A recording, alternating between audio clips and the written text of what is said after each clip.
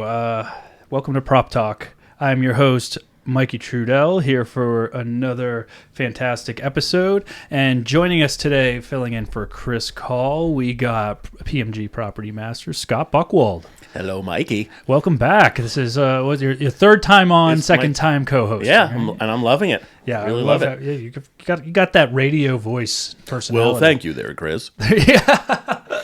I also want to give a shout out to our technical director for the day. We have PMG associate member Grant Hyde here. Hello. How's it going, Grant? Good. Awesome. So if there's any problems with the board, you have him to blame.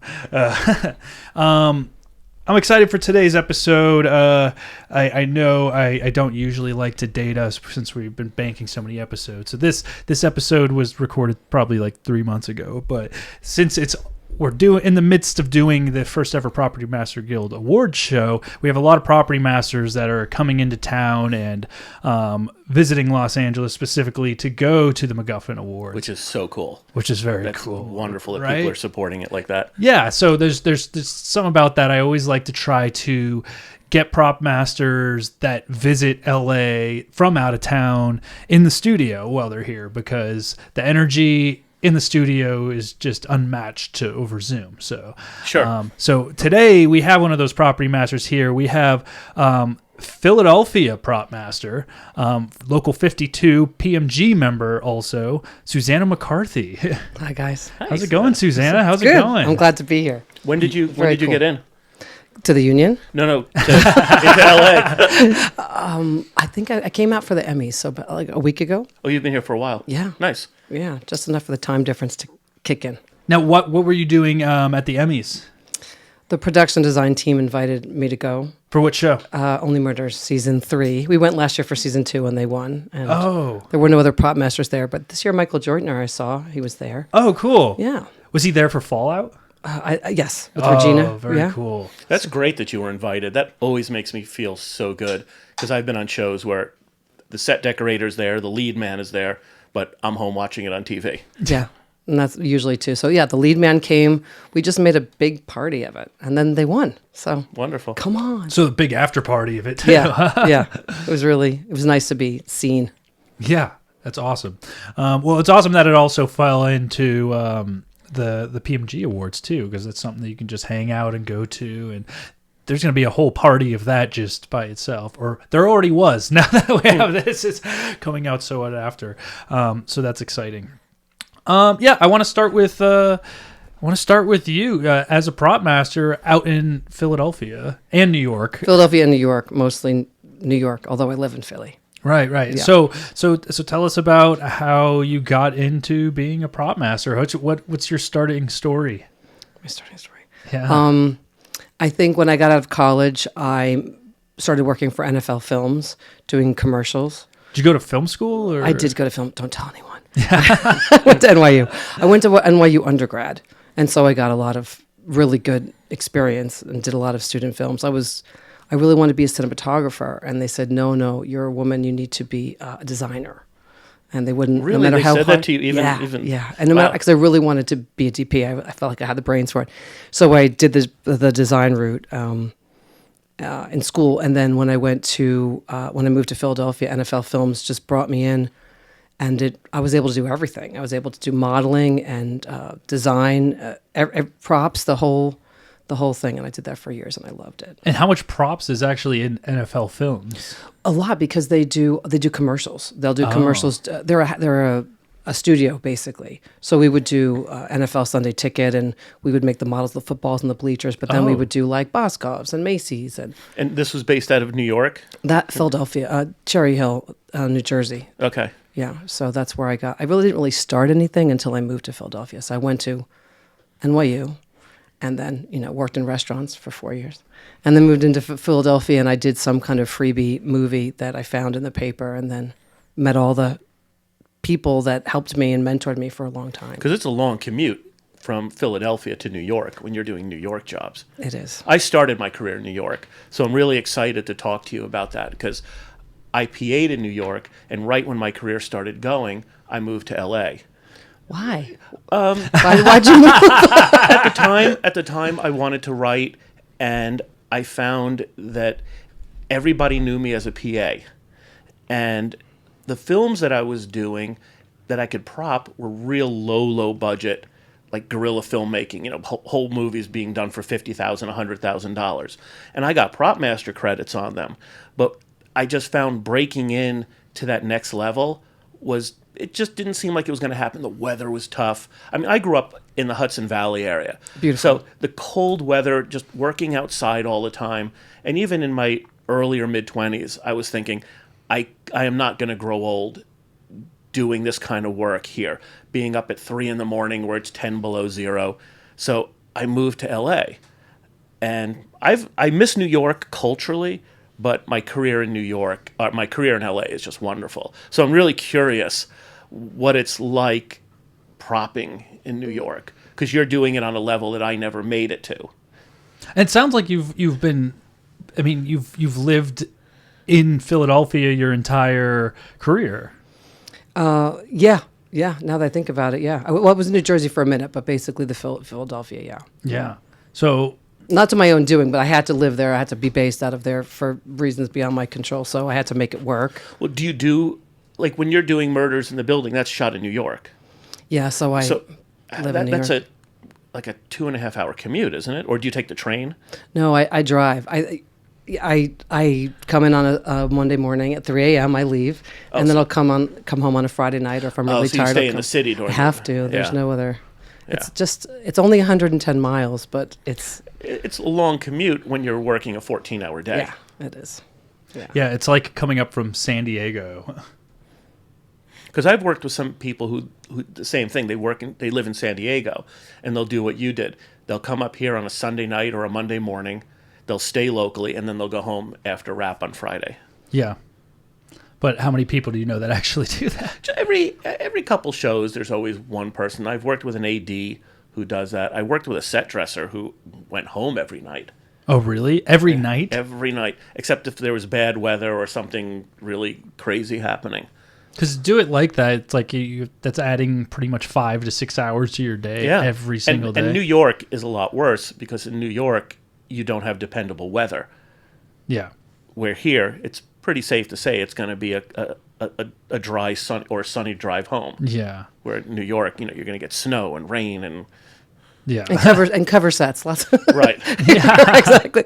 I started in Philadelphia and tried to do as much work. It's funny. I just remember this. I think after I left NFL, I got a call for a movie that Night Shyamalan wrote.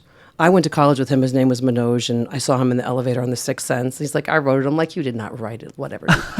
So I got hired as a prop, not knowing, and then we got to reconnect and do that. So The Sixth Sense was my first prop and also my first union job.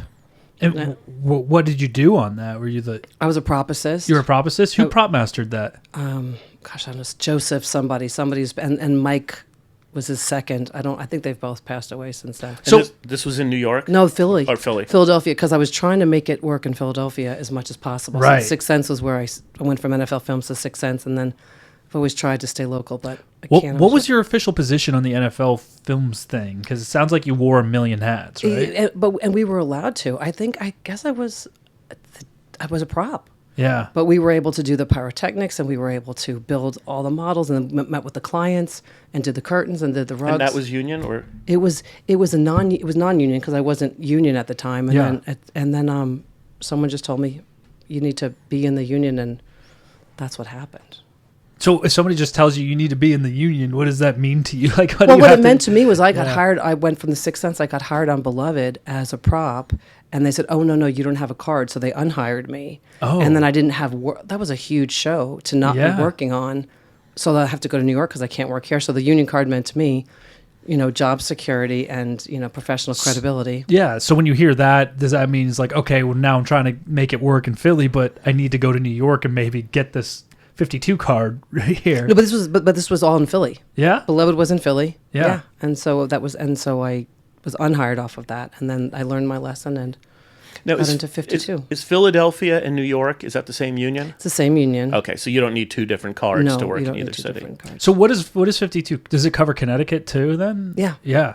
So they cover the whole tri-state area Yeah. essentially. But not Boston. Not Boston. Okay. Yeah, Local And 41 is Boston. I think Maryland is a different jurisdiction. Maybe DC definitely. Yeah. Yeah. So where were you at when you realized that, like, was NFL, like, you knew what prop mastering was or anything like that? Or is that something that you I discovered? didn't find that distinction, I don't think, meaningfully until I did The Sixth Sense.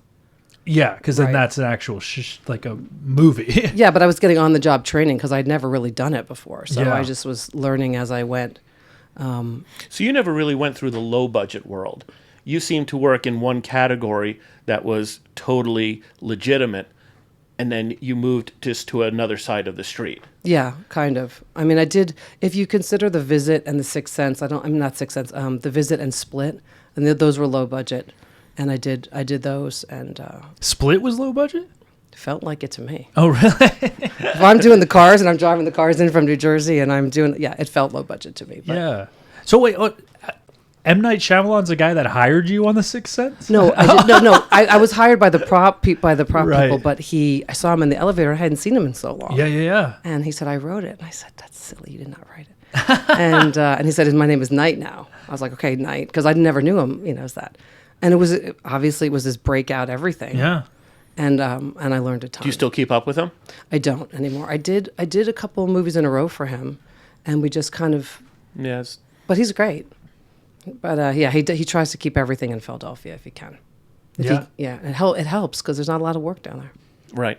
So how much work is down there then? Like is there a lot of prop masters in Philadelphia?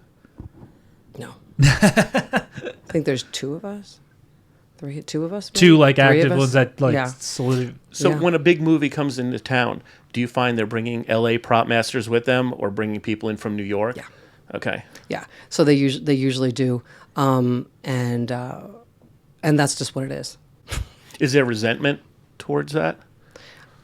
Sometimes I feel a little grumpy Right. because I would like to work at home and sleep in my own bed. Sure. But sometimes you can't do it. But I am born and raised in New York, so it's not like I don't love it when I'm there. It's just it's expensive because I don't get put up. So you have to you got to do the hustle and make it work. Yeah, we were talking about this at lunch a little bit because I just joined Local 481 in Boston also, and there's a way that they do since the market's so wide and spread out and everybody in the working pool kind of lives all over New England. They have a thing where they almost have it built into their budget where they plan to have a hotel block and be able to put people up because. But they do it with stipends. Yeah, Right, yeah. And so but they cover it all and everything. So they'll bring people in from everywhere and they'll put them up and they'll do it just because that's how they get all the film workers. Have you ever shot in Las Vegas? I never. My wife has. In Las Vegas, they do that. They'll bring a lot of people in from Albuquerque and Tucson. Right. Sometimes even Dallas. And because they can get those people a lot cheaper than us. LA. Yeah. So they'll give them a housing stipend and bring somebody in from Albuquerque as opposed to having to crew everybody from Los Angeles. Yeah. Interesting. Yeah, that is interesting. So, but it sounds like they don't do that. Well, I guess the majority of the people are going to be from New York because there's over 50 something whatever prop masters there. Yeah, we could definitely cover it if you bring people down. Yeah. And Yeah. there's a lot of really great prop masters in New York. Which is crazy. So how often do they bring the New York prop masters to Philly then? You guys still get a lot of LA prop masters that come to work Yeah. jobs in Philly? I think so. Because I feel like their marketing pool, I mean, they have prop masters in 52, so it's weird that they wouldn't. Because I feel like if you bring a prop master into New York from LA, that's not like a New York-based show, I guess. It might also be that there's a New York or an LA production designer or an LA Right, UPM. that's what it is. And they want to bring their people with them. It's their designer or the UPM. I think Right. there have been jobs I've been hired on before where the designer said, "Oh, I'm going to unhire you. I'm going to bring in my guy from New York. I'm going to bring in my guy from LA," even though I'd already done the deal. But I don't want to. I'm not going to fight about it. Right. I'm not. I've done a couple jobs in New York, and I've done some jobs in Boston, and it's always been because the production crew started in LA, Yeah. and they wanted to bring me as opposed to hiring people they didn't know. Right. Right, which can be risky. Sure. Yeah, Yeah. for sure. And then the risk gets put on me because then they make me have to crew everybody locally. Yeah. So When you worked on The Sixth Sense, you brought it and you started knowing it. Did you know right away that you wanted to be a prop master, or was there some middle ground? I was just so glad to be working. It's what I've wanted to do since I was 16. So just work in the industry, right? Well, I just want to learn. I love to learn. I love to problem solve. I want to know. So I just was thrilled to be there and just be a sponge. Yeah. It's all I've ever wanted to do. So I knew I was in the right place. It's amazing when it's a calling, isn't it? Yeah, really. That you just really feel it. I've never felt more at home than I feel doing this kind of work, and this is all I've ever done. Isn't that amazing? My last regular job was working in a shoe store in the Arsenal Marketplace in Boston. And that was when I was going to college. See? It's amazing. Yeah. Do you have your own trailer? I do. So you keep a regular 48-foot trailer. Mine's 35. And where do you keep it when you're not working? Do you keep it in Philly or in New York? I keep it in New Jersey. There's some nice I keep it in New Jersey. Okay. And it's great. I have a 3-car garage, and then I got married. My husband's like, where's room for my stuff? I'm like, this is my kit. This is this is money right here. Because it all fit. But it's actually really nice to have. I just got a trailer 2 years ago because I just couldn't. It just doesn't make any sense. I was a stay-at-home mom for a long time. So for 10 years, I wasn't working. Really? So I'm a little late to the start. But it's great to have a truck. Sure. Makes life so much Is that easier. common? Do you find a lot of New York prop masters have their own truck? Yeah. Okay, so they're not. So it's like here. Well, they have to, because what you guys. I was like, not only do you do picture, which I'm learning a lot more the more prop masters from New York I talk to. Not only do you guys do picture cars, but you do tents and air conditioning units and stuff. Set dressing does air conditioning, but for the tents we do, though, right? Tents and heaters and chairs and so you got those animals. like little R2 units and stuff on your truck and stuff like that. What's an R2 unit? Those like little air conditioning things. Yes, those, and then That's the heaters. Yeah, the heaters, and you do it all. Got to keep those actors happy. It's always been a thing of confusion. I've done some out-of-town jobs where we're under the LA jurisdiction, and they'll tell us in the production meetings we're doing this as an LA film, but then they'll hire New York ADs, and they're constantly calling me going, Scott, do you have this? Do you have that?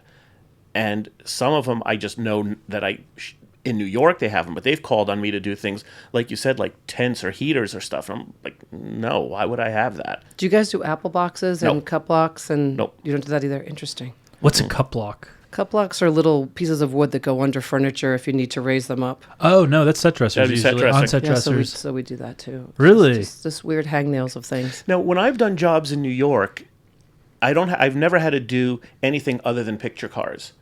And usually the UPM I'm with will allow me to hire a picture car coordinator within my department. And I've been kind of lucky because I kind of oversee it, but that person is doing most of the legwork. Is that how it is with you? Do you actually do the picture car work yourself, or do you have somebody in your department that you kind of hire to run that part of the department? Depends on the scope of the job. If it's small, I'll just do it myself. Right. But on big shows, I hire somebody, and I oversee them. Minimally. If they're good, I don't have to oversee them much. But I'm the one that they call and they say, why is this truck not blah blah blah? And so, but yeah, I hire somebody. Not within my own department. I'll try to hire a specialty picture car coordinator. Because I would imagine it's really its own department. Depends on how many you need. It can be pretty straightforward. I can usually do it, but if it's more than like 10 or 15 cars, then you need somebody else. Right. And a producer who gets that, who understands. See, it must be tough with you when it's the other way around. When you have LA producers coming into your jurisdiction and you're wanting to do picture cars and them just not being sure how to budget that. Right. Because when they put a budget together with me, that's not even in the conversation. And who does animals here? The ADs? We usually have animal wranglers. I've been asked, I don't know, there's been like certain stuff that, we've talked about this a little bit, but like where you've been asked, I've been asked about maggots or who I know who might be a bird person. You know what I mean? So I've given suggestions, but it's always been a specific animal wrangler. It might even be 399 jurisdiction, right? I've found over the years my input into animals have been less and less. Right. 20 years ago, it was me, the same thing with picture cars. I would hire the animal wrangler. I would work on the budget. And then more and more, it started becoming where the UPM would know an animal wrangler. They would hire. There was that crossover time where they would say, Scott, do you mind if we handle animals? Now, like on the show I'm doing, where there's a lot of animals, I have nothing to do with it. Because I do all the animals also. Really? Yeah, which it seems like it makes sense because a lot of props usually involve, the Sure. animals, and yeah. So I was just curious because there's so many different ways to do it. How many people do you normally have in your department? It depends if it's like a television show. I think Well, like only murders. Like, murders we had. I think I had 4 on set and 4 in the office. Me plus 3 in the office and 4 on set as core. Whoa. As core. well, but the reason I was asking is anticipating your woe Yeah. was just because they have to do so many more things than we Right, do. right. I was curious, like I did a show comparable. I did Dead to Me, so it's about the same size show, and I had a department I think of 4 people total, and we were fine. That's all I needed. But I didn't have to do picture cars. I didn't have to do animals. Right. There was all these things I didn't have to do. So I was wondering if they were going to give you the same kind of 4 people and have to do twice the work. But it's nice to hear that they're giving you the amount of people you need. I think because season 1, they're improv masters, So I need an alligator and I need it in 5 minutes. Okay, that's no problem. So somebody do the hustle, and yeah, I don't know. It seemed to work. I like having the backup. Yeah, I would like to have the backup too, even with less. I think animal wrangler. I think it's a 399 jurisdiction here. Like that's what snake wranglers are under. What's 399? Which union? It's is that? the Teamsters. It is Teamsters, yes. Yeah. Because I know Wow. the animal wrangler on my current show. I think she's 399. Right. So yeah, they're same with the picture car people. The picture cars I knew, but animals doesn't seem interesting that the team. I don't know how they fell into the Teamsters. But then within the animal department, the animal wrangler hires different people. Like we have this one woman, Sarah Clifford, who's our main animal wrangler, and she'll train the dogs. But then when we have horses or cows, she'll bring in a wrangler who run their own horse ranch, and that person will pretty much do all of the horses. And then if there is livestock, if there's goats, those will be brought in. But Sarah pretty much handles the trained animals. Mm-hmm. Yeah, so I hire one agency, but there's always a million things to do with an animal when it's on set. It's just constantly another thing. So it's good job security. Yeah. Yeah, with picture cars too, is that it's like do you typically use 1 or 2 vendors there that almost have everything, or is I try to spread it out. I have my favorites, but I try to spread it out. Yeah. What do you do for prop houses? Because the one thing I noticed when I came here to LA was that the prop houses were so expansive and they were clean, and I remember using a place called State Supply in New York. Yes. Which now, I don't know how much different it is. Last time I was there was maybe 15 years ago, but it was always like just going to like a junk shop. It still is. And the stuff was spread all over. You can go into a box and grab police belts, but you would have to move, some old dead tape recorders. Mm-hmm. But when I first got into film, I thought that was amazing because they were on several floors. There was a ton of stuff. And if you were willing to hunt and look for things, you could find anything you wanted. But then when I moved to LA and you go into a place like ISS where everything is in order and is priced, and it's just a whole calculated. Different yeah, it's a whole different There's world. price. I haven't gotten to any prop houses out here. That was on my list, but it's not going to happen. So it's all organized and priced. That's pretty sexy. Well, it's not priced. There's not stickers on it. Right. There's barcodes now. But there's actually. barcodes, or if you ask your salesperson, there is a price. Where I remember going to State Supply, and it's like, how much for this? The guy would hold it up, and then he would say, hey, Phil, how much is this? And the guy's like, $20. Still true. Yeah. But there aren't a lot of it depends. I mean, in Philly, there are a few prop houses. In New York, there are a couple, but I normally just buy everything. And if it's something specific, it might be History for Hire. I use ISS. I use HPR. There are a few props. Fork and prop. I don't use many New York prop houses except for State Supply because it's very, And it's uptown now, right? It's like is it Harlem? Yes, or? it's in Harlem. Okay. Yeah, it's in Harlem. It's actually easier to get to, but between ISS, HPR, State Supply, it's and History for Hire, I usually get what I need. Yeah, we were talking about before about like builds and stuff like that on manufactured shows, and you're saying you use every single person by name who we use too. And Yeah. because she was asking me, she's like, oh, so if you need something on set, will Lonnie still FedEx it to you or something? I was like, he'll just personally bring it to us. Right. It's just such a different landscape Right. for me. This is my first dip of the pool. So to Have you speak. been to ISS? Have you ever I visited? know I haven't been there, and I was going to go see Lonnie. I didn't have a chance to. No, go see ISS. it. No, neither one. I haven't been to either place. I was trying. I haven't been there. Yeah. So you've never seen ISS? Only on the website. I've never seen it Wow. in person. I know. What are you doing tomorrow? I'm going to be at ISS. You should come and check it out. I'm going to it's- Hyde tomorrow. I wish Okay. I could. I wish I could. I was heard gonna it's say- amazing. Greg told me you have to come. You have to come. You have to see Yeah. it. If I was gonna say, oh yeah, I like looked at the clock. I was like, well, on the way back down, you might have to drive close to it. But no, won't have time. They'll be closed.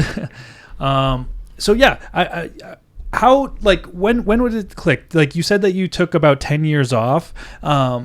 When you came back, was that when you first started actually prop mastering and not just assisting, or did you do that before you took a break? No, I think on the film and television, I did it after. You did I did it after? because I had to go back to work, and I was a little afraid to be a mom with 3 little kids, and how am I supposed to go back to work? And that's what the union is so amazing for. I picked up the phone, and I said, "Hey, can I come work tomorrow?" And it was going to be in New York, so that's when I started my back and forth, Right. driving back and forth every day until I figured it out. So you just call them and say, "Put me back on the roster," or they had a job for you? No, I just said, I just need a day play. I just, I hadn't done it in so long. Right. But I kept up with my dues, and I said, "Hey, can I have something?" And then I think I started almost right away with The Good Wife, and that was my home, and I stayed I there. just marked that last night to start streaming it. It's a great show. It's it was a great family too.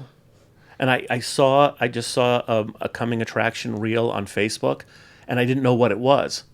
And I found out the title. I was like, wow, that looks really good. And I think it's on Hulu.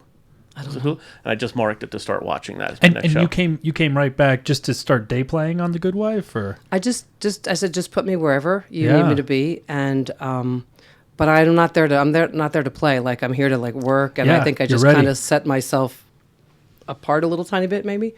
And then that was season 5, and then season 7 they needed somebody to take over because they were spinning off another show, and they asked the New York people, and nobody wanted to do it, and they said, "Sonny, do you want to do it?" to prop master? Yeah, it's it? prop And master of season 7. Where's it shot? Brooklyn. In the Navy Yards. Greenpoint. Greenpoint? We call it by the sewage treatment plants. It's a beautiful place in Greenpoint. I mean, you're selling it. Selling it well. It's the image and the smells are all coming back. But that was given to me.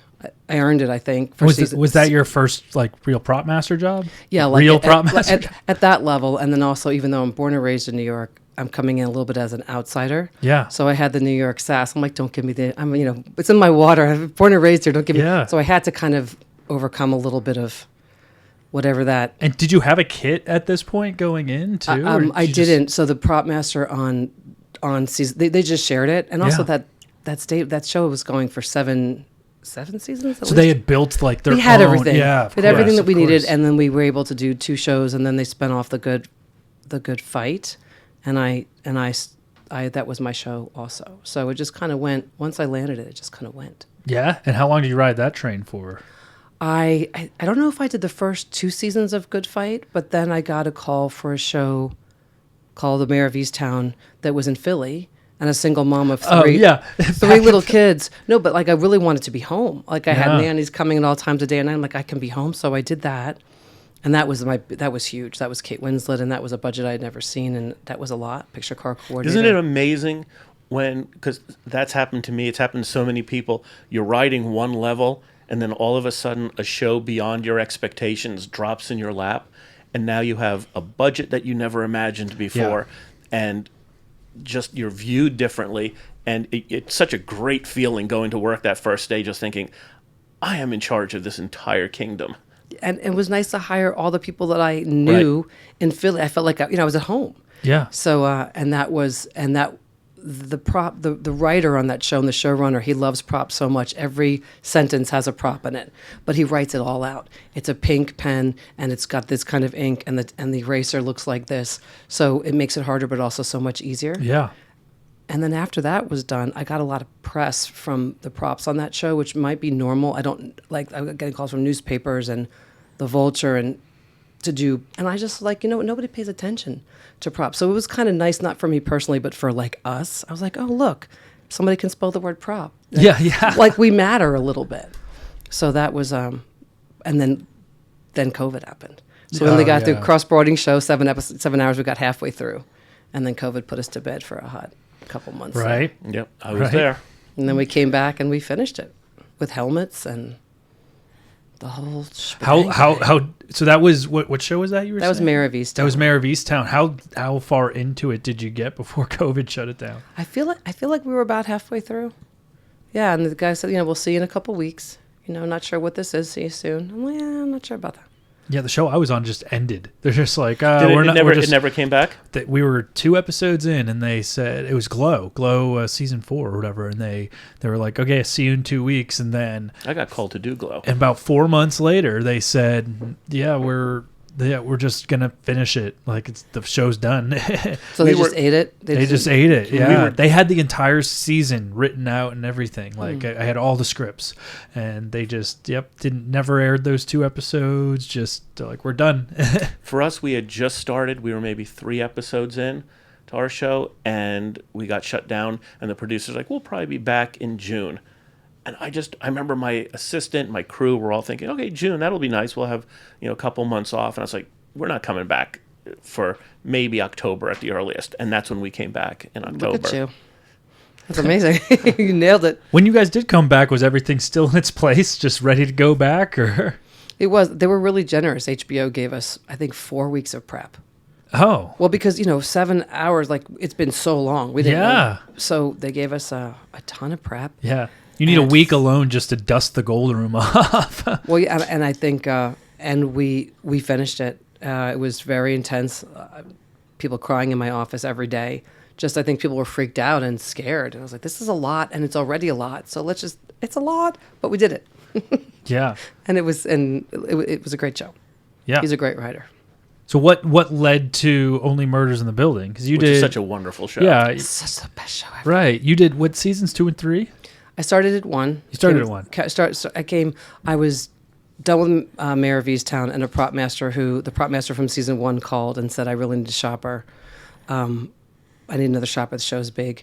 And I also shop. I could prop master, I could shop. I'm good with anything. And everybody knew me because I'd been there season 1. And so I landed that, which I was super, super thrilled about. And the cast, did you like?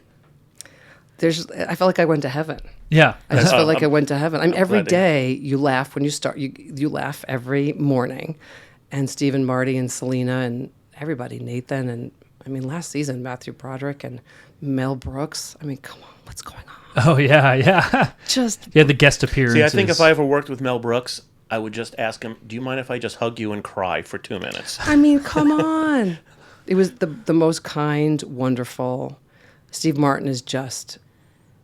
See, I've been a Steve Martin fan from the time I was a kid. Me too. From the time of the Wild and Crazy Guy albums, me and my friends would be playing those. So I'm so happy when I could hear a peer say, I've worked with Steve Martin and loved it, as opposed to me asking you that and all of a sudden you just rolling your eyes, just waving me off. We don't want to talk about it. No, he and Marty have a true bromance, and Selena is amazing. It's just, the showrunners are great. It's a very special show. And it was hard. Season 1 was harder, I think, because of COVID, but also...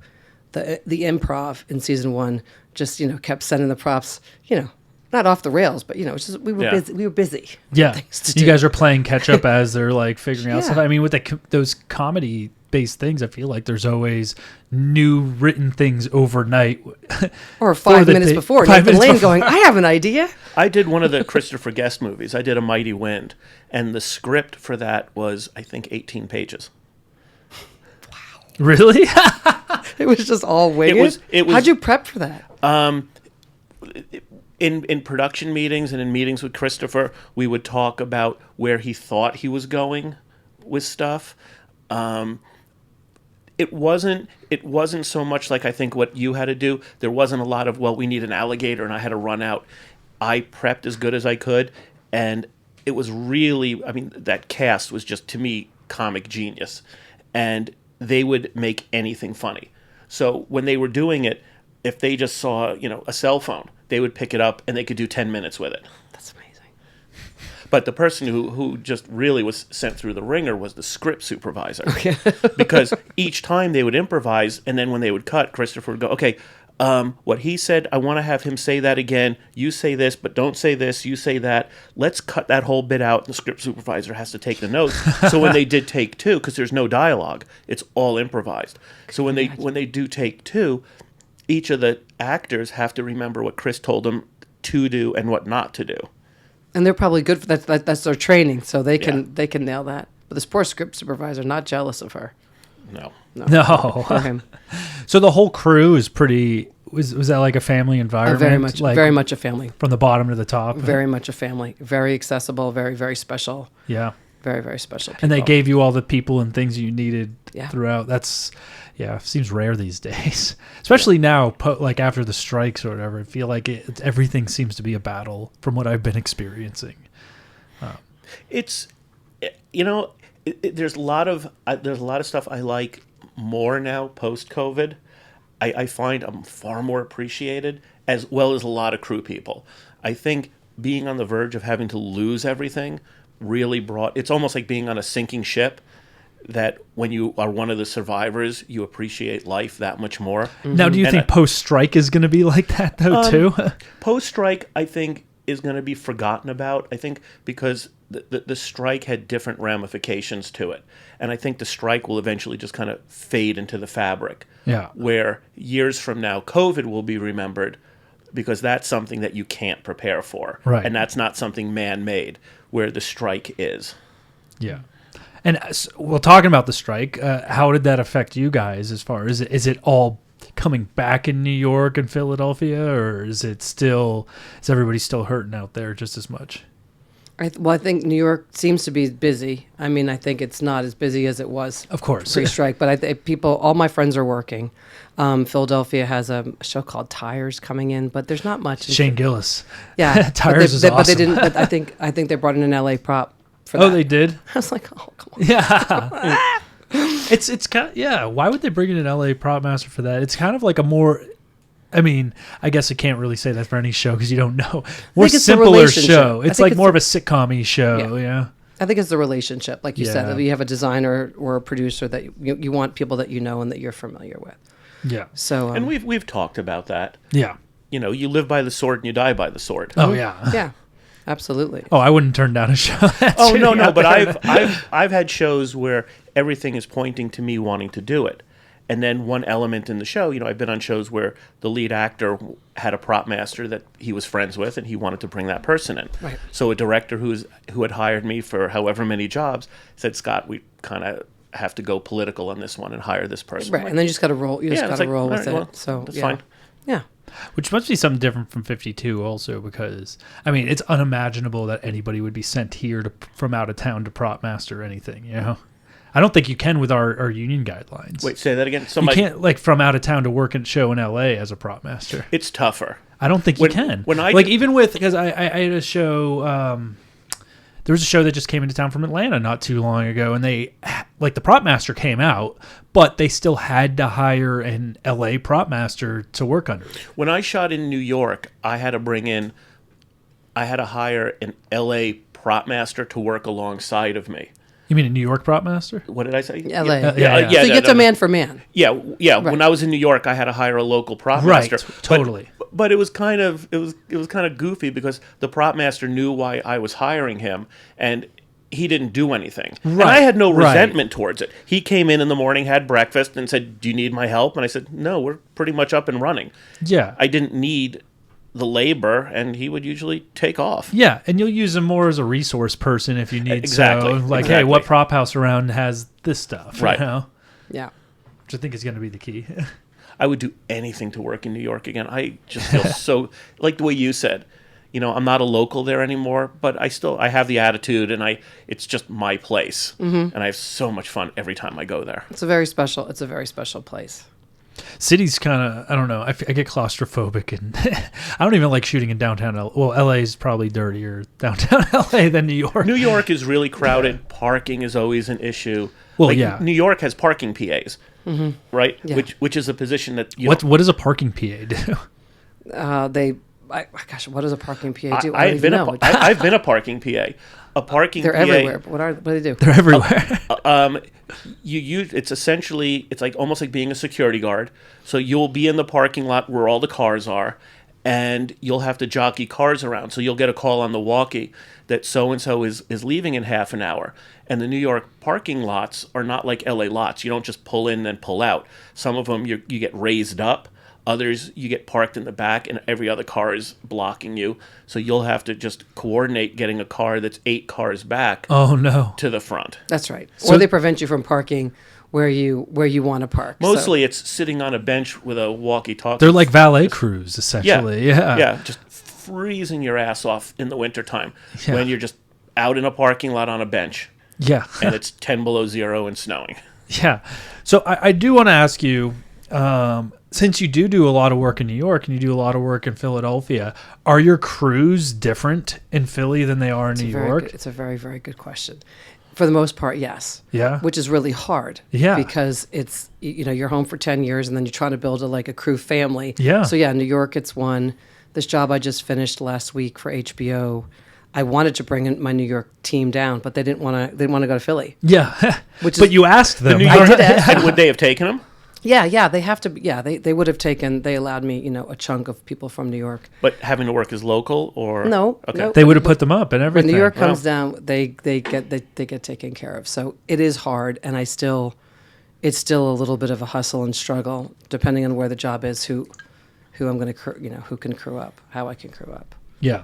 I have a lot of people that I'm happy to work for or work for me, so it always works out. Yeah. Just a little stressful. But your Philly crew bringing to New York, they can work there, but they'd have to put themselves up like you do. Oh, from Philly to New York, I've never done that. Yeah. I've never brought. Oh, that's not true. Murder season 2 and 3, I did bring my prop shopper up. Oh, really? From New York, to New York, but she had to put herself up. Really? But she did it because she's been a prop master. She knows the deal. She wanted to work on murder. She's fantastic. And it's cheap to live in New York. Yeah, it's like nothing. Yeah. So I guess if you're that big of a fan of a show, then maybe you can convince somebody into it. But Yeah, but I normally, if I'm in New York, I use New York crews. yeah. And but it can be tricky. Yeah. It's a good question. Yeah, for sure. When I was in New York, I was working on a commercial, and I can't remember the production designer's name.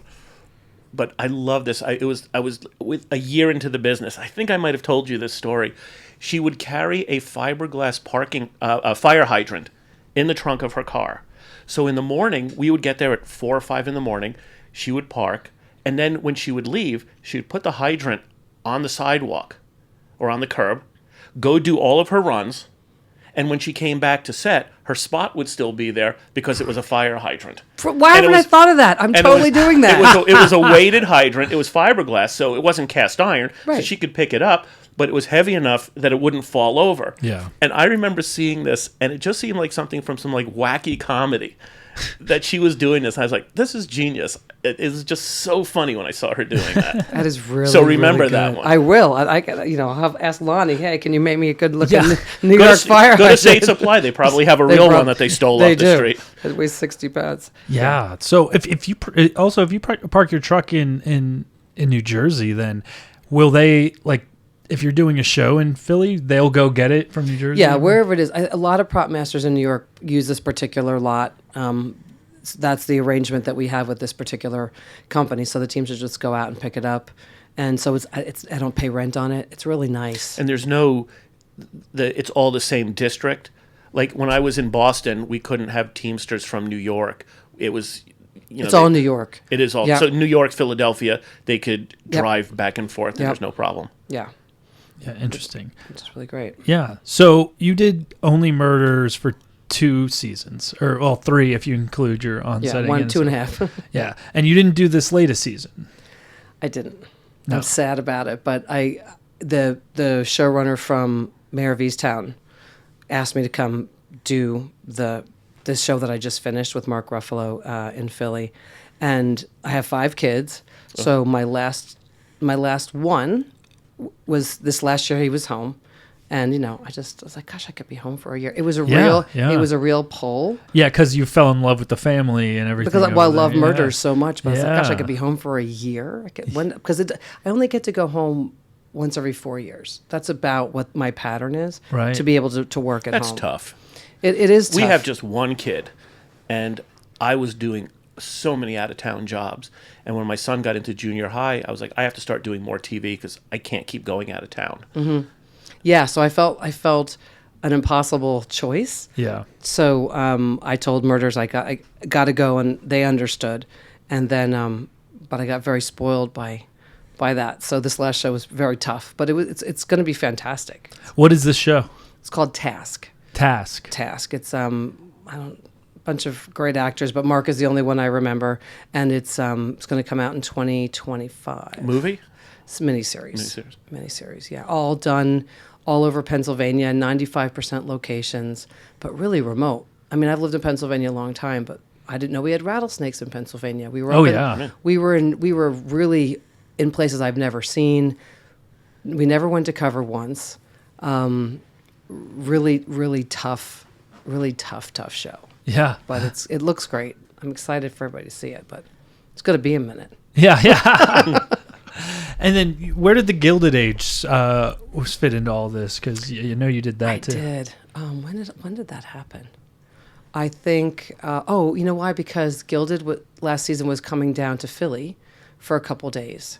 So I called the prop master and said, hey, I heard you're coming. I'd love to not go to New York. And then it just snowballed into them wanting me to stay and kind of take over. And I didn't, again, I had 3 kids, 2 seniors in high school, senior year. And so I said, I don't want to take it over. So Pete Clark, do you know Pete Clark? Yeah. Awesome. He called me. He's like, well, will you do it with me? I'm like, yes, I'll do it with you. So we did it. And then they asked me to stay. But I didn't want to stay because I had 2 seniors in high school. Like, it's an impossible choice, but I know I'm never going to ask, did I work more? Where did the Gilded Age shoot? We were in, in the Gold Coast, which is in Long Island, but then Troy and Albany. Oh, so yeah. So you weren't in New York. You were now upstate New York. We were upstate New York and then Long Island. It's an incredible show. And some of the actors I knew, like Christine Baranski from The Good Wife and Nathan Lane, and the actors were crazy. Where in Long Island did you shoot? It's called the Gold Coast. I don't know. Were you able to find a good place to have your nails done? I'm from Long Island, and I couldn't even tell you because these places I'd never been before. But because if you're going to be on Long Island, you have to really get your nails done. I know. Okay. I wasn't a good. Do Long you know Islander. all the good places? No, it's just it's like the Long Island girls. The Long Island. The Long Island girls. Oh, Yeah. Coffee talk. Yeah, and then so was this one of have you done a lot of period pieces before that? I did Hunters. Yeah. Which was I think I was a shopper on Hunters. Hunters, that's the Nazi show? Yeah. Oh yeah, that was a really good show actually. It was we learned so much. And I think I ran set a little bit also. So that was Hunters was so good. It was Remind me. It was a Pacino show. Oh, the series. Yeah. Season 1. So that was, but just getting the original phones that go in the limousine, and getting tape recorders to work. It was just what a great time, the 70s in Brooklyn. I mean, come on, let's go. And also in Germany. So yeah, I love and the Gilded wasn't hard.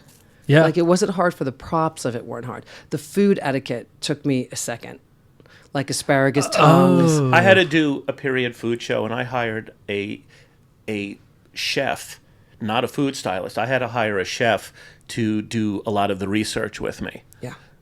Well, you had to do like place settings and stuff. And stuff. But they had 2 full-time researchers, which was amazing. So anytime you had a question like about engagement rings, Cynthia Nixon was like, what about my engagement ring? And I said, it's a really good question. There's someone from Columbia who had this much research, and she came over and talked about engagement rings. And so, yeah, a lot of research. We didn't do the research. It was all, and then Julian Fellows would be on the Q take. Yeah. So if I put the pocket watch in the wrong hole. Yeah. Well, you probably had a lot of people. You have people on set that like their whole job is just to make sure like the period stuff is correct and the way that they go about doing stuff is correct. I think we all technicians had there or the something. Technicians. Yeah, we had the 2. We had the 2 researchers and him. Do you find when you do period shows, do you have a lot of crew members trying to be helpful and constantly going, they didn't have that back then, did they? Or I think this is wrong. Everybody suddenly becomes An expert. an expert. They Googled it, and they're right. Yeah. No, that only once on Gilded Age that happened, and that it was pretty consistent and not wonderful. Right. In general, no. Just ignore it. Yeah. Achoo. Yeah. So are most of that stuff eBay purchases on stuff like that? Or Yeah. A lot of eBay. Well, that New York City has a ton. I mean, the typewriters on Fenwick Props. Do you know Fenwick Props? No. Oh my gosh, he's in. I think he's in northern Jersey. He has everything from the 1800s to local, every kind of prop, every kind of machine. He's amazing, and so we got a lot of our things from. I needed a typewriter that had the swastika and the Nazi, whatever they are. Yeah. And he had one. Oh, yeah? He had one of the original ones, so I was able to. And it worked and everything? He got it to work. So a lot of it was from eBay, but a lot of it was from him. That's pretty cool. Are you familiar with the Englishtown auction? No. It's a flea market in Englishtown in central Jersey. It's huge. It's called an auction, but it's a regular flea market. It's Saturday and Sundays. Sounds like I should go visit. And it's wonderful. It's pretty much midway between the city and Philly. Is it seasonal? I don't think so. I think it's It's pretty much- indoors? No, it's outdoors. Okay. I mean, maybe it's not in the dead of winter, but Yeah. it's probably still going. Well, if they've got, yeah, okay. So But it's called Englishtown Auction. It's in Englishtown, New Jersey, and it's a huge flea market. I mean, assume it was there. I was there about 5 years ago when I was back east. What a good We find took a that is. Drive Okay. over. And it's huge. It's a lot of junk, but there's a lot of great stuff there too. Good to know. Yeah. Yeah, so with the Gilded Age or whatever, you guys, so you were moving around constantly for that show then? Yeah, it was all location. I think we had two. It's like, because you named a bunch of locations. Because for people in LA, they're all not close to each other at all. Almost everywhere that you were mentioning. Oh yeah. Well, no. Saying- we did Troy and Albany. We did as one chunk. Right. And then we had 2 tractor trailers, Peter's and mine, and then we had 3 shorties, so 5 a day. Because also the carriages and the horses were all of us also. Yeah. So we had people just dedicated to just doing And the carriages. in winter or No, it was in the heat. in the of heat? summer. Okay, so yeah, humid. Yeah, but it was so we moved around, but in an isolated Troy and Albany, yeah, But lots of tandems. Troy and Albany is a long way from Long Island, Right. Which is a really long way from Philadelphia. Yeah. I mean, that's a big triangle. Well, I think we were up there for 6 weeks. I'm not sure what it is. Okay. We all moved as a company Yeah. to Troy and Albany, and we just stayed there and we got the work done, and got rained out a lot, and yeah, it was intense, but it looked great. Yeah. That's something that you would find so funny here. Whenever it rains, the scramble for a cover set, because it's never planned on. I've been on shows where all of a sudden we hear a big storm is coming by, which is usually, a quarter inch of rain.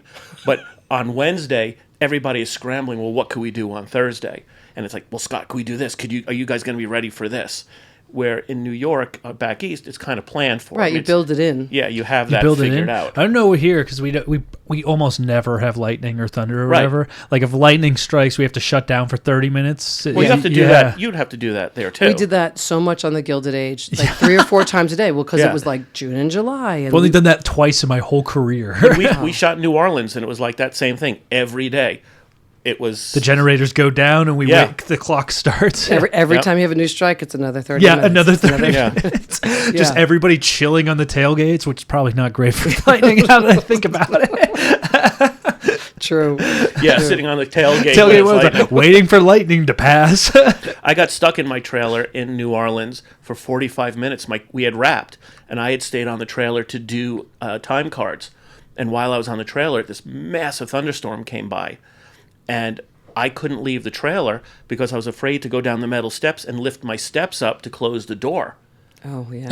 And so I just stayed in the trailer and waited till the storm passed, just Yeah. watched it. And after like 45 minutes, an hour, it was finally passed, and I was able to leave. That was out here? New Orleans. Oh, New Orleans. That's no, right. it would never That's what you happen said. here. Yeah. That would never happen I didn't here. realize it rains so infrequently here. Because it makes it convenient. It makes it convenient to not have to stop. Well, that's why LA, I think, was one of the go-to places to be Hollywood, is because it just doesn't rain. When did we There's have clear the skies. When was the last drop of rain here? March? Oh, yeah, probably. For real? Yeah. Yeah, when we say probably. like no rain, I mean like literally not a drop since March. You know what's funny? Last week we did have thunderstorms. Weirdly, no rain, but we But did that have was that thunderstorms. the thunder from the wildfires? I think so. Yeah, that's different. Right. We have fires that just make thunder. I've also never heard. I didn't know that till just now. Me neither. Actually, What happens is that when the fire gets so big, it creates its own weather system and charges the air, and there'll be thunder and lightning storms over fires, which will start more fires because of it. Holy cow! Yeah. So yeah, we get that, but it hasn't rained. And you know what's funny? Last year we actually had the most rain that we've had in years. I think. Yeah, 'cause like all the everyone- lakes filled up This year, earlier in the year, yeah. earlier in the year. Yeah. But last week in Woodland Hills, it hit 118 degrees. Yeah. Yeah. Did you hit that last week when you were here? Did you get to feel some of the heat? Everybody was saying it was very hot. It's like it doesn't feel hot to me, but Well, Oh, 'cause is it's it so a dry dry. heat? But I that think- is true. You know, what I always think of when it's 118 degrees out, I think I grew up in the Hudson Valley, and there would be times going to school where it was 15 below zero. So I'm thinking, it's 118 degrees. I've lived almost 140 degrees colder than it was last week. I just didn't ever realize it was usually cool out here. That's what I thought because I don't ever come out here.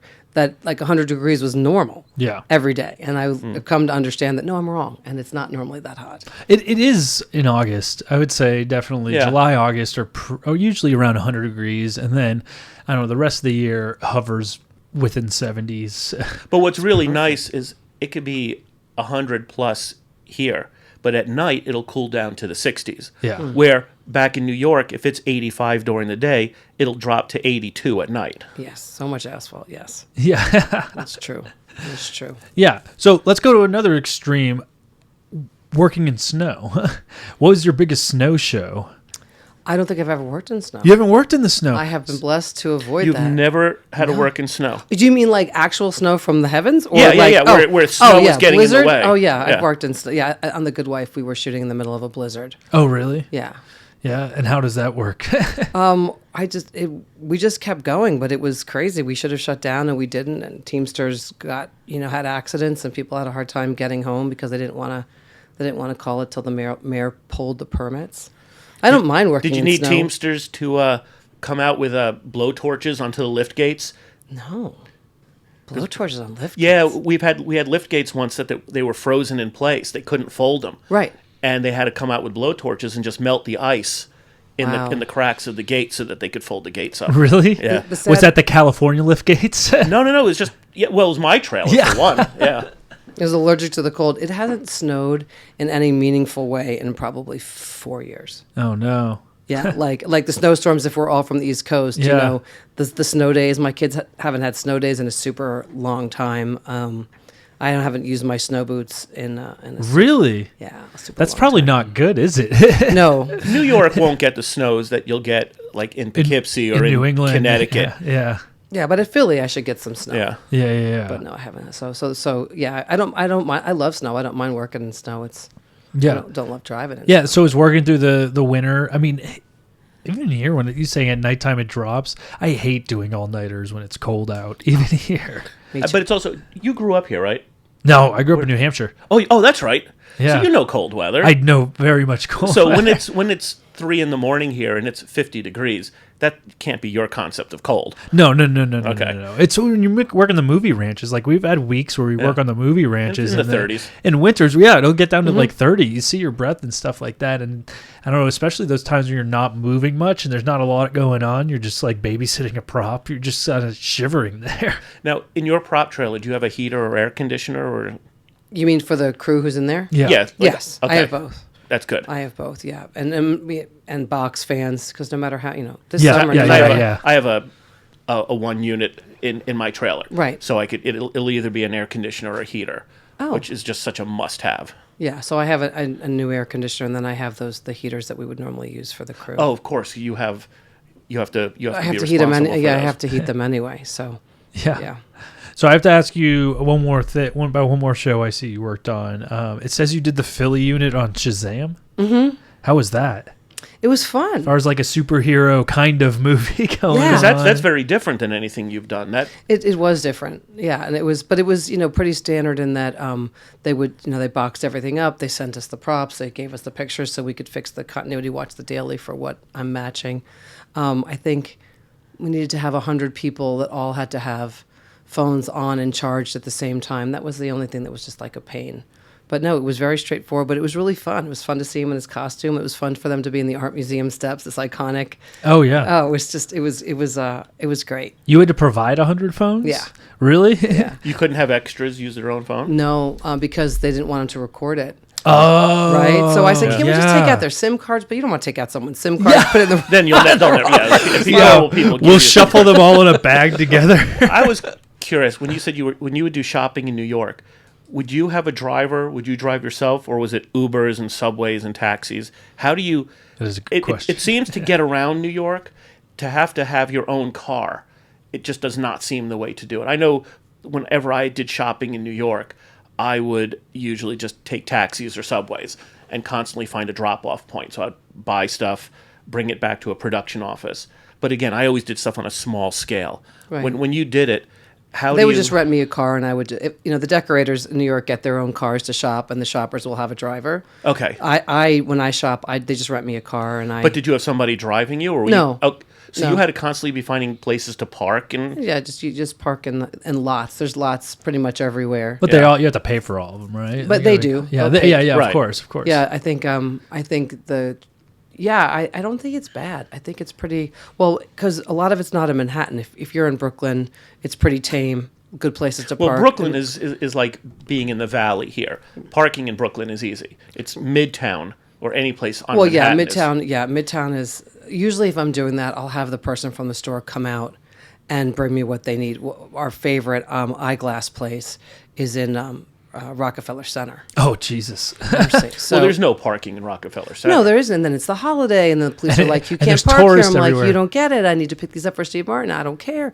So It's like going to Hollywood Boulevard to pick up our Right. glasses. it was like yeah. the worst location. So they, Yeah. in that case, they'll come out and they'll. Or do bring you ever to me. find it easier just to subway it?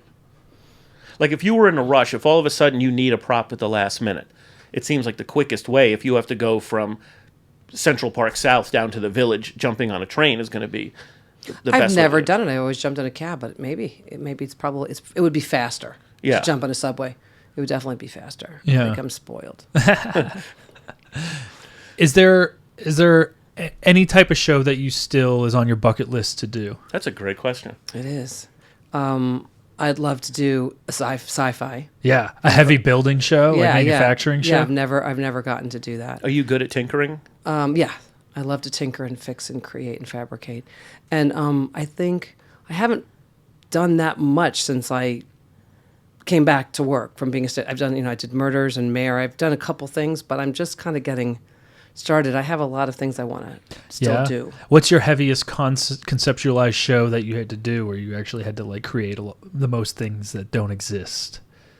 I don't think anything was. I think Murders season 2 and 3 we created a ton of everything was right. custom made. Yeah, totally. But nothing hard. Yeah. Nothing. I'd like to do something like that. Yeah, something that I'd like is to a do lot of creativity. Well, but this task we had to do a lot of custom creating, and Lonnie and I, we put our heads together. He's so good.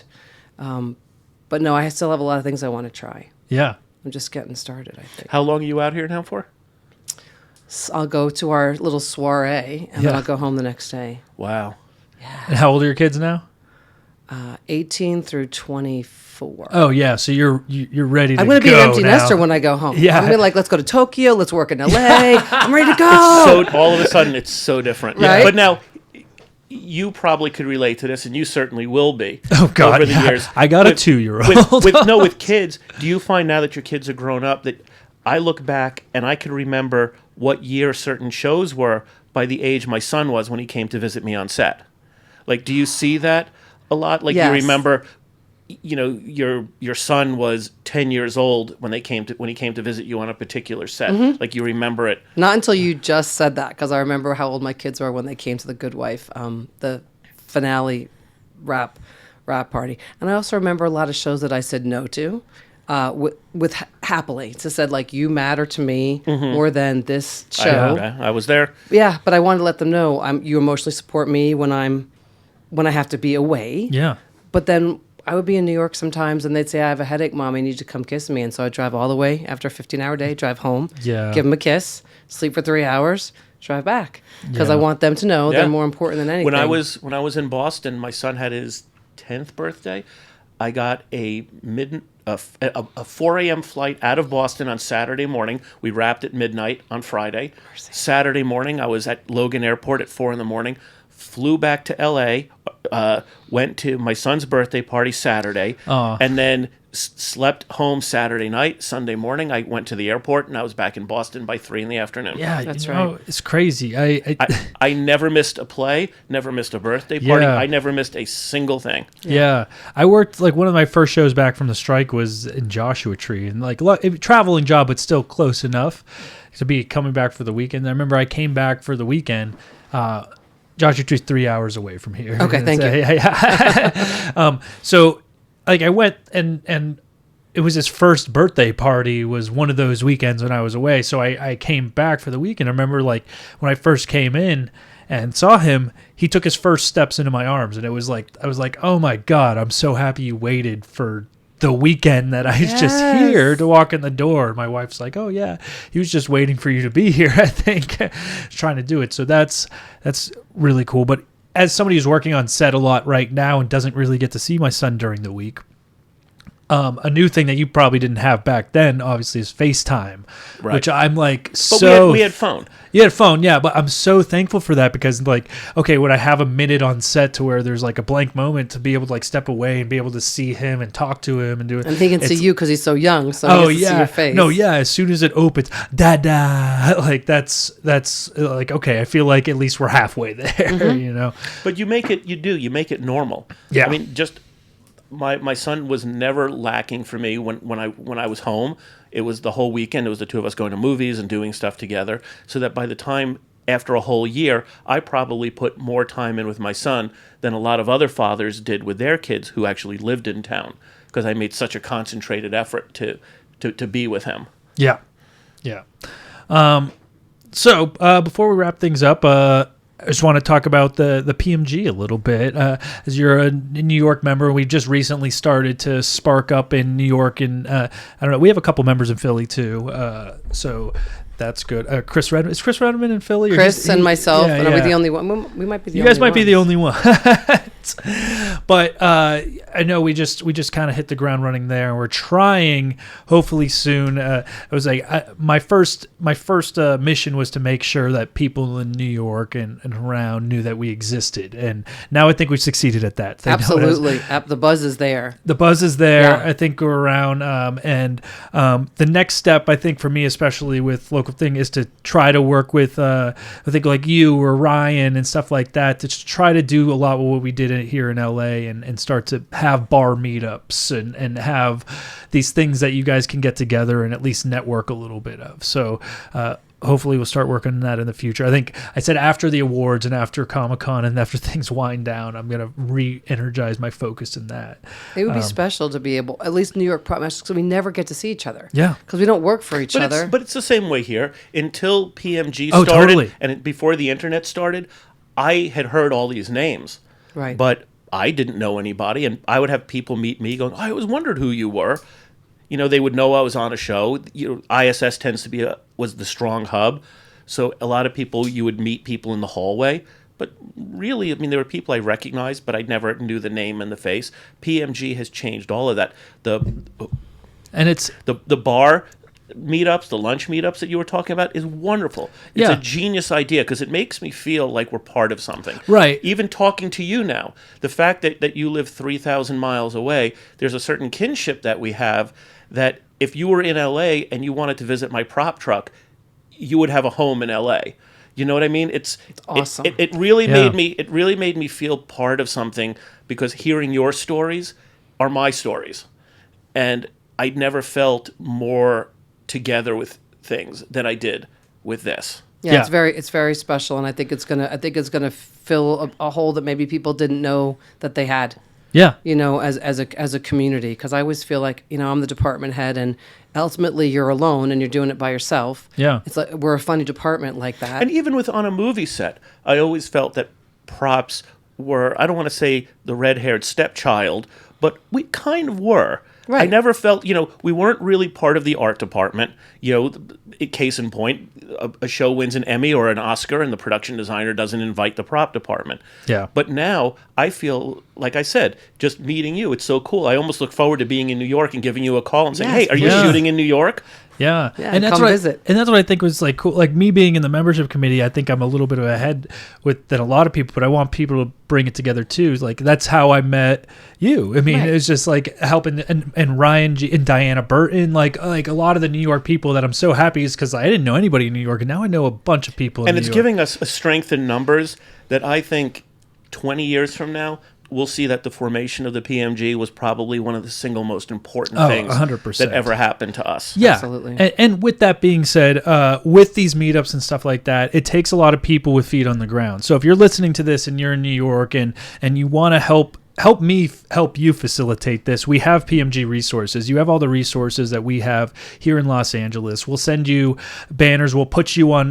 We'll put the event on social media. We'll help rally everybody together. We just don't know the locations. We don't know any a place with a patio or a big open area that you guys can go meet up. So send us an email. Either on the website or, hit me up at m.trudel@propertymastersguild.org. Send me an email and we'll get things going, Should you decide to do a meetup at L&B Spumoni Gardens in Brooklyn, please let me go because I will be there for Let that. me go. Let's do it. Let's do it. No, that's one thing. I was like, since I might be working on more shows on the East Coast now, if I'm there, I am going to help facilitate something on the East Coast Absolutely. as well, for sure. Well, maybe once at the soiree that we're going to have, we'll be able to we might be able to plan something right out of that. I don't know why we couldn't. No, yeah. And that's something we want to just encourage everybody to. So if you're listening to this, let's get together and do something. It's pretty great. One last question. For people out in New York or Philly who are interested in getting into doing props, do you have any advice for them? Don't. I was going to say, don't do it was the first thing I was going to come out of my mouth. No, I think hustle hard and keep professional integrity. And if you're hungry and you do that, I think that the rest will just open up. That's what I think. It's good. Thank you so much for coming in, Susannah. Thanks for having me. It was such a pleasure. Me too. I'm so glad to be here. Yeah, I know. I feel like we've known each other for the better part of a year now. So actually, I always knew I wanted to have you on. So I'm glad I didn't ask you too early, and we waited till you were actually here to. Yeah, I'm never out here, so this is very fun for me. Oh yeah, it's a little culture shock. Are you staying with friends or are you hoteling it? Both. Okay. A little bit of everything. Yeah, perfect. Well, next time you come up, I have a guest room also. Nice. I know I'm a little bit far away, but you could have one more place that you're open to stay. That is something we should do on PMG. Who has a guest room? Well, designate prop houses as what would it be called? Like host families. Yeah. Like we have a guest room with its own bathroom. Absolutely. That's a great thing. You're coming to LA, you're more than welcome to stay with us. Yeah, almost any prop master is actually, you're always welcome here as long as you're not a criminal or something. But we check that in the PMG. Right. Thank you again for jumping in on this episode, Scott. I appreciate it. Grant Hyde, thank you for working the board for this episode. I appreciate you. Oh, yeah, that's his hand waving. Another one.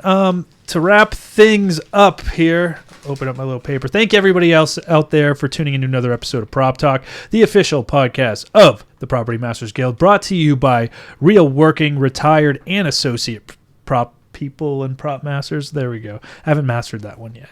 If this is your first time listening, please make sure to like, subscribe, and comment wherever you're hearing this or watching it. We're on YouTube now. If you would like more information on the Property Masters Guild or have any questions for us here at Prop Talk, be sure to go to propertymastersguild.org.